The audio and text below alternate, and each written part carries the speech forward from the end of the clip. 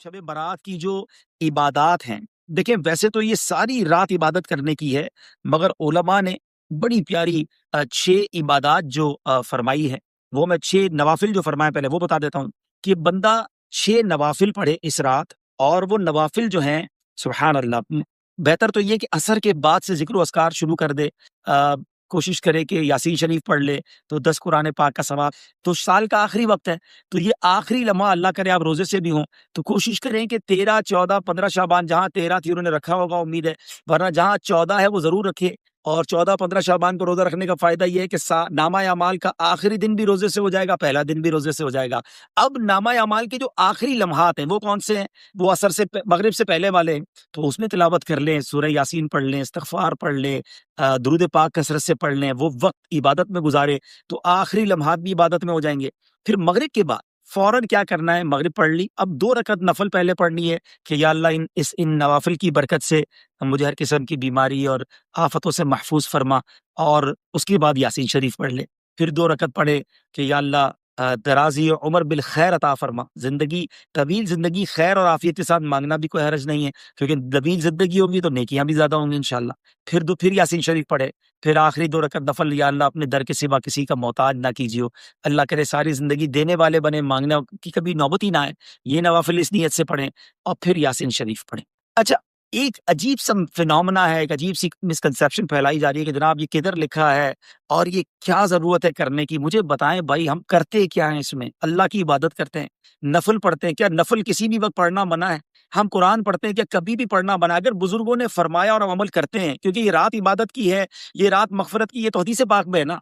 तो अगर कोई इबादत की रात, मग़फ़िरत की रात नवाफ़िल पढ़ता है, यासीन शरीफ पढ़ता है, अल्लाह की बारगाह में दुआ करता है, तो प्रॉब्लम क्या है? लोगों को प्रॉब्लम अल्लाह की इबादत से क्यों हो जाती है? इस बहाने लोग जमा हो जाते हैं, इस बहाने लोग इबादत करते हैं, अल्लाह को याद करते हैं, वरना कहें भाई अपने-अपने तौर पे जो जी चाहे कर लें, तो कुछ भी नहीं करेंगे। तो एक अगर प्लान के साथ अल्लाह की इबादत कर ली जाए, हाँ, हम ये कहें ना ये वाजिब है, जो नहीं करेगा वो गुनाहगार होगा, फिर तो एतराज़ बनता है। ना हमने वाजिब कहा, ना हमने फ़र्ज़ कहा, ना हमने सुन्नत मौक़ूदा कहा, हमने कहा बर्फ़ नफ़ल है, बेहतर है, पढ़े भाई, फ़ायदा होगा। तो इसकी वजह से बताएँ, बचपन से हम पढ़ रहे हैं, लाखों, लाख, करोड़ों आशिकाने रसूल ये पढ़ रहे हैं, तो फ़ायदा ही है ना। और अगर आप कह रहे हैं जनाब कोई इबादत नहीं करनी, अपनी-अपनी मर्ज़ी से करें, तो सब तितर-बितर हो जाएगा। तो अल्लाह सलामत रखे, हमारे बुज़ुर्गों ने पूरा हमें प्लान दिया और इस प्लान के साथ हम अमल करते हैं तो बड़ा अच्छा वक़्त गुज़रता है, दिल को कुछ ढारस बन जाती है। हदीस पाक में प्यारे आका ने फरमाया ना कि एक बार यासीन पढ़ने वाले को 10 कुरान पाक का सवाब मिलता है। तो 3 सूरह यासीन पढ़ी, 30 कुरान पाक का सवाब। आमाल नामा शुरू हुआ, फ़ौरन मिल गया। अमीर अहले सुन्नत तो एक और भी बड़ी प्यारी बात बताते हैं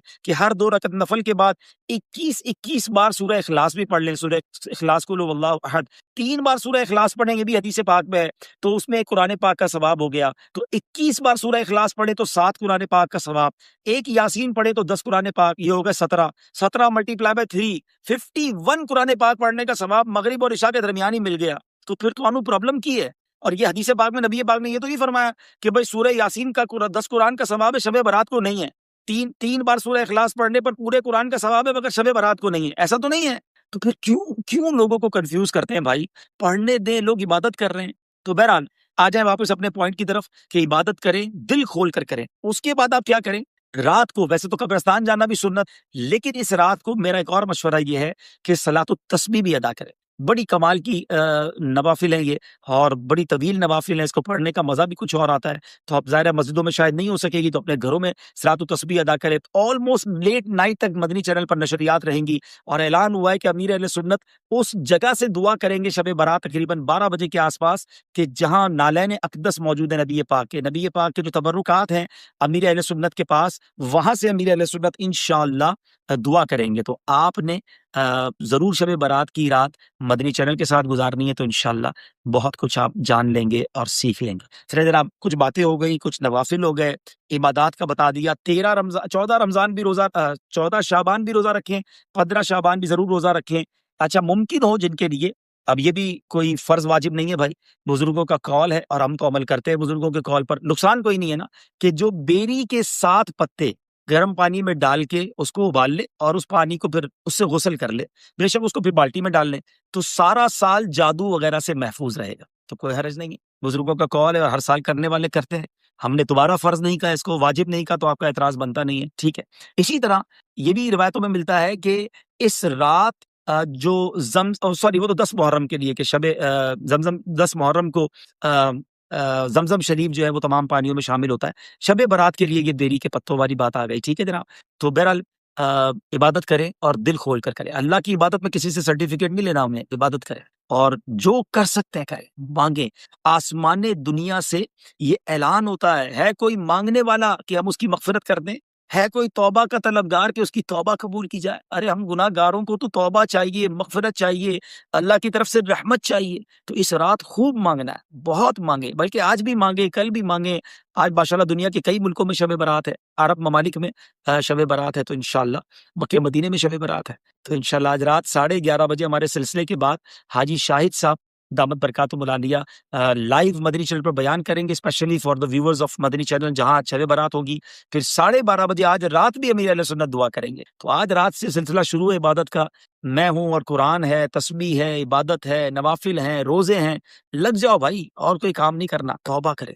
اگر ان 6 لوگوں میں آپ شامل ہیں جن کا میں نے بیان کیا تو ضرور توبہ سچی کر لیں، تاکہ جب سب بخشے جائیں تو میرا نام بھی اس میں شامل ہو جائے. چلیں جناب، اب آپ کے کچھ میسج 2-4 منٹ پڑھ لیتا ہوں اور اس کے بعد انشاءاللہ ہم بھی دعا کریں گے. صلو علی الحبیب.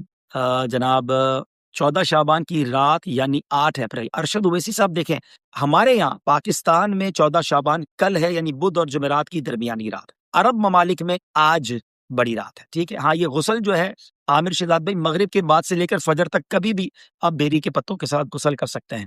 ہاں، مشکات آج نہیں ہے. مشکات بھی آج اپنی خالہ کے گھر کل چلی گئی ہیں. مشل بھی نہیں ہے. آج ہم اکیلے ہیں اور بہت زیادہ دونوں کو مس کر رہے ہیں. جی 12:30 بجے عمیر بھائی پاکستانی ٹائم کے مطابق آج رات 12:30 بجے امیر اہل سنت آج بھی دعا کریں گے اور کل بھی کریں گے انشاءاللہ. مشکات لگتا ہے ہمارا لازم سیگمنٹ ہو گئی ہے. ماشاءاللہ میسیجز آ رہے ہیں ان کے لیے. میں ٹرائی کرتا ہوں کہ دیکھوں مجھے وہ نعتیں جو زبان میں نعتیں ہیں وہ مل جائیں تو میں انشاءاللہ آپ کی دل جوئی کے لیے اس میں سے کچھ پڑھ دوں گا. درود پاک پڑھیں. صلو علی الحبیب. مل گئی جناب. چلیں. اسی مصطفیٰ جے وطن جا دیوانہ، سکوں تھا نبی جے سہن جا دیوانہ. اسی مصطفیٰ جے وطن جا دیوانہ، سکوں تھا نبی جے سہن جا دیوانہ. نبی جے حرم میں عجب جی چمک آ، نبی جے حرم میں عجب جی چمک آ. انہیں روشنی آئی چمن جا دیوانہ، انہیں روشنی آئی چمن جا دیوانہ. اسی مصطفیٰ جے وطن جا دیوانہ، سکوں تھا نبی جے سہن جا دیوانہ. صلو علی الحبیب صلی اللہ تعالی علیہ وسلم. چلے بھائی، سندھی نعت کی بہت ساری فرمائشیں آپ کرتے تھے، آج میں نے پڑھ دی ہے.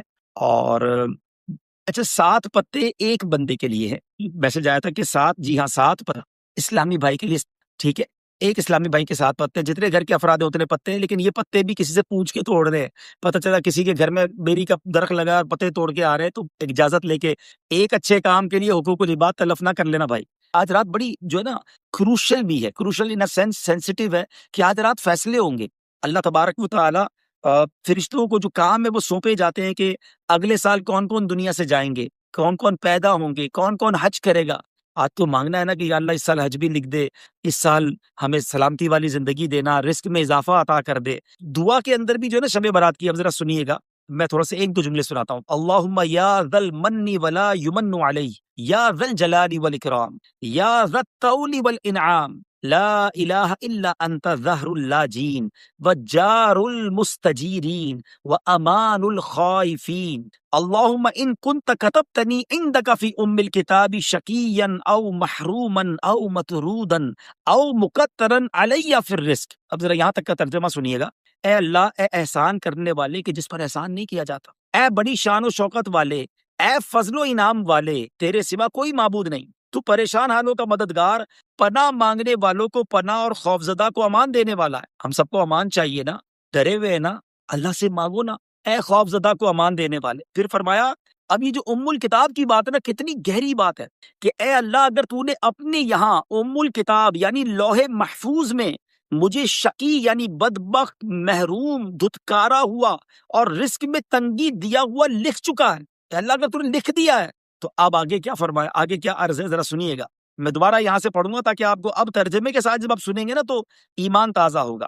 کیا ہم نے دعا کی اللہم ان کنت کتبتنی فی عندک فی ام الکتاب، لوح محفوظ میں اگر تو نے مجھے لکھ دیا ہے شقیًا او محروما او مطرودا او مقترا علی فی الرزق، رزق کٹا ہوا لکھ دیا ہے، فمحو، اے اللہ مٹا دے، اللہم بفضلک شقاوتی و حرمانی و طردی و اقتطار رزقی وثبتنی عندک فی ام الکتاب سعیدا مرزوقا موفقا للخیرات۔ اے اللہ تو مالک ہے نا، تو خالق ہے، اس کو مٹا دے، اور اے اللہ اب ہمارے لیے کیا لکھ دے، سنو کہ اے رب کریم تو مجھے خوش بخت اپنے پاس ام الکتاب میں مجھے خوش بخت رزق دیا ہوا، بھلائیوں کی توفیق دیا ہوا تحریر فرما دے۔ سبحان اللہ، سبحان اللہ، بڑی کمال کی دعا۔ پھر آگے اے اللہ تو اپنے پیارے حبیب علیہ الصلوۃ والسلام کے صدقے لیلۃ الشعبان کی نصف رات جس میں تو خاص تجلی فرماتا ہے، اس میں ہم پر کرم فرما۔